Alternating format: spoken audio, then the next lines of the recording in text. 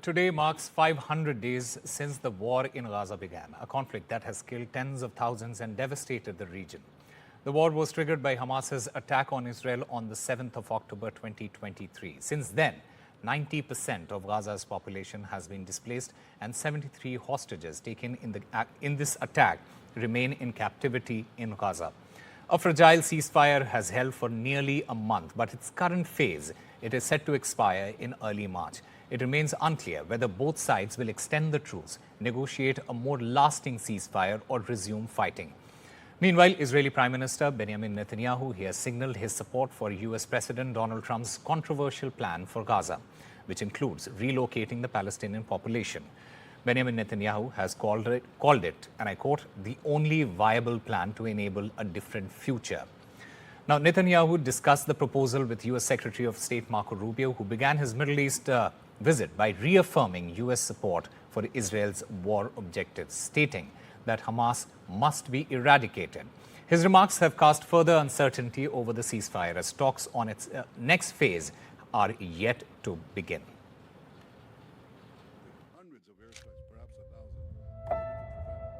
As the Israel-Hamas ceasefire in Gaza holds on by a thread, 17th February marks the 500th day of the war triggered by Hamas's attack on Israel on October 7, 2023. With days to go for the first phase of the truce to end, Israeli negotiators are headed to Egypt to discuss next phase of the ceasefire. Meanwhile, US Secretary of State Marco Rubio, in his first visit to Israel since taking up the post, hailing US President Trump's Gaza takeover plan and vowing to eliminate Hamas from Gaza, further casting doubts on negotiations. Hamas cannot continue as a military or government force. And frankly, as long as it stands as a force that can govern, or as a force that can administer, or as a force that can threaten by use of violence, peace becomes impossible. They must be eliminated. It must be eradicated. Looking at some of the key figures in the war shows the scale of death and destruction that has taken place in the last 500 days of the war. While 1,200 people were killed in Israel on October 7, 2023, 251 people were taken hostage, of which 73 continue to remain in captivity in Gaza, while 36 are believed to be dead. Meanwhile, over 48,000 have died in the war in Gaza and roughly 12,000 injured. Israel's armed forces have also faced heavy losses, with 846 Israeli soldiers having been killed in combat, while over 10,000 have been fired at Israel from Gaza. To date, roughly 90% of Gaza's 2 million population has been displaced. Marking their loved ones' 500 days in captivity, families of Israeli hostages held in Gaza held various protests around Israel, pushing for President Trump to bring back the rest of the hostages home. Meanwhile, Yemenis gathered in the capital Sana'a to protest against US President Trump's plan to force Palestinians out of Gaza.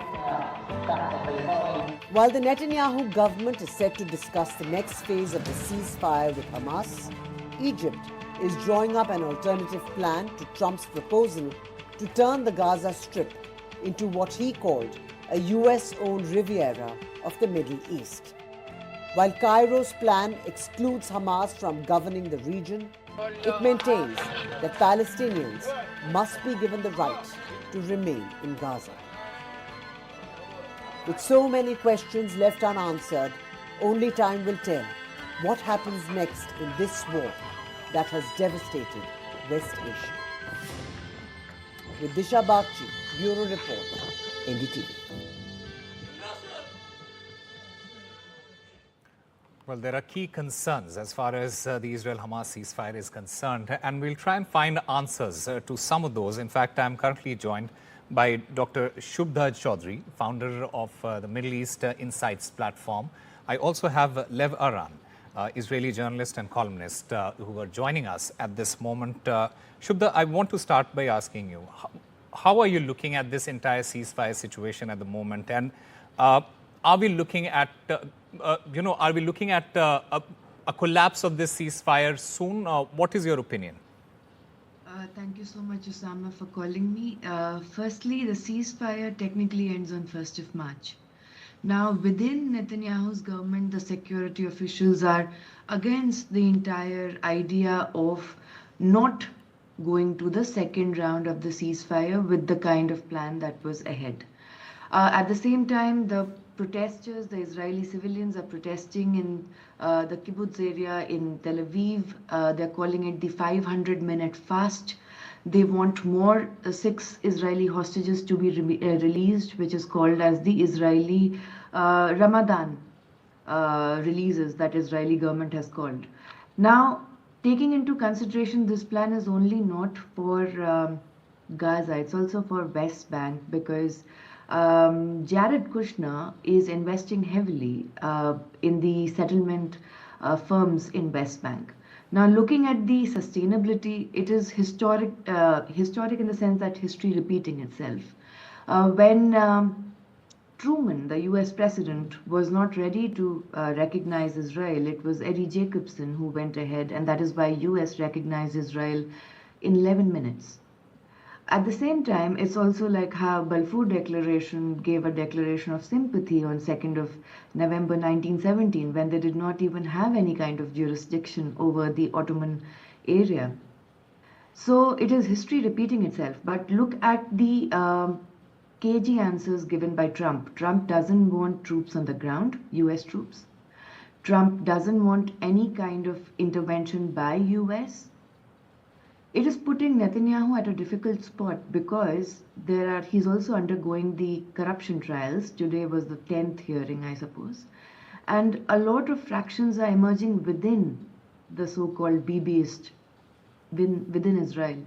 The safety, security of more than 64,000 Israeli civilians who have to return to their homes and are living in complete vulnerable conditions in bunker houses and safe zones. That is something which Netanyahu government has to take into consideration. It will cost around $7 billion to rebuild homes in the kibbutz area. All right, Mr. Lev Aran, with the entire ceasefire situation at the moment, with Donald Trump's Gaza takeover plan, where does it leave Benjamin Netanyahu moving ahead? All political pundits agree that Netanyahu did not plan the second phase of the deal with Hamas. It was a dictate by Trump, and he could not walk over the red lines that Trump put, because Trump is not Biden, and Netanyahu is afraid of Trump. So it is not only about foreign policy. We also have our Desi, kitchery politics in Israel with a coalition government. Netanyahu lost 6 MPs. He wants them back to the coalition. And to bring them back to the coalition, he needs the collapse of the negotiations. So right now, Netanyahu is more afraid of Trump than he is afraid of the 6 MPs that left his coalition. So I don't think that Netanyahu has the appetite to keep on the negotiations with Hamas. But on the other hand, he sees the big plans of Trump about relocating the Gazans, and it gives him some kind of a domestic audience to explain them that in the big picture, Trump is very pro-Israeli, and even if now we do not understand as right-wing Israelis why Trump wants a ceasefire with Hamas, in the future we will see that the Gazan border will be much quieter. Okay, having said that, do you feel, as you put it, does Netanyahu has an appetite for escalating this war? And as far as this entire ceasefire, phase 2, second phase of the ceasefire is concerned, will Donald Trump and Netanyahu, because of the kind of relationship that they share, will they clash over the second phase of ceasefire? Mr. Aran. They will not, because Netanyahu will be obedient. Netanyahu will comply, because Netanyahu has no other choice. Okay, all right.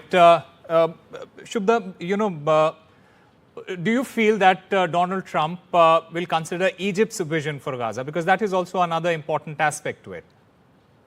Unfortunately, the Arab lobby in US is not very strong. So, be it Egypt, be it Kuwait, be it Saudi Arabia, though Trump wants the Israel-Saudi peace accords, but I do not think that they would allow or give any kind of prevalence to Egypt. They also fund the Egyptian army, actually. So they can cut off the funds, and Sisi has to again bow down to Trump. So now the question is that what is the end game for Netanyahu? On 18th of February, they supposedly have to get out of, the IDF has to get out of Lebanon. But Netanyahu is saying that no, we will have 5 posts where we will be there. At the same time, Netanyahu is saying that, look, we will not let Gaza be governed either by Palestinian Authority or by Hamas. Third thing is that for India specifically, because India has cordial relationships with both, in our multi-vector policy with both Israel and Palestine, the Qatar Emir, who is coming after 10 years to India, in fact, I think he has reached today, Qatar is a mediator in the ceasefire deal. Yep. So India can try its soft power and diplomatic pursuits, but I would really, really wish that the government should also adhere, specifically Netanyahu, to the everyday problems that are also now happening to the kind of conditions the innocent Israelis are living in. Yeah. And they do not have any mandate over Gaza. Absolutely. It is, it's history repeating itself. Okay, Aran, when we talk about the mediators and countries like the United States, Qatar and Egypt, how do you see the role of international mediators here, especially in brokering ceasefires and prisoner exchanges going further? Look, I think the Arab world is facing a crisis, because when Trump is speaking about relocating the Palestinians, it doesn't mean that it is the only plan that he has, but he wants to see what the Arabs are offering. And we see that once Trump has a concrete plan, we see the Arabs feuding between themselves. Even Jordan and Egypt, both of them are pro-American entities in the Middle East. They cannot agree about the fate of Palestinians. So in a way, what Trump did is the same what he did with Mexico. He put a high tariff, but what he really wanted to see is half-flag soldiers of Mexican soldiers on the border preventing drugs and immigrants that come to the U.S. So I don't see right now a unity among the Arab states. The only unity that they have is that they don't want Gazans inside their own territory. But otherwise, when Trump asks them, what is your alternative? You see that they are very, very, very confused. Right. That's a very interesting point you've raised, Aran, and I want to get a response from Shubhda Chaudhary, Dr. Shubhda Chaudhary as well. Do you feel Donald Trump can, have the same sort of strategy that he employed with Mexico, etc., with the Middle East countries there? I don't think so, because, though he's giving two different signals. He, at one point, accepts that there was a genocide. Then he says that, in an analogy, that this is my table and the pen is Israel. And then he tries to applaud Israelis. So he's quite confused in terms of what exactly is the geopolitics of the region.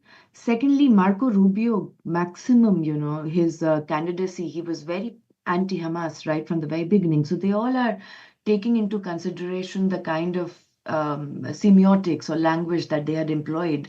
But the answer now remains is that I agree with the fact that the Arab unity is consistently absent. It's not just about 1991. Yeah. It is about Black September in 1970. It is also about so much of, the Arab-Israeli conflict became, though conflict is not the right term, but it became Israel-Palestine conflict. The entire idea is the Arabs themselves are divided. It's not only about Shia-Sunni divides. Yeah. But it's also about the military-industrial complex. It's also about the tacit alliances with Israel that they have.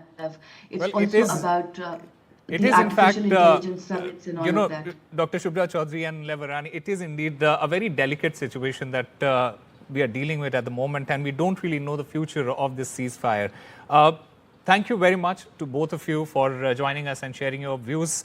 We'll have to wait and watch what happens next.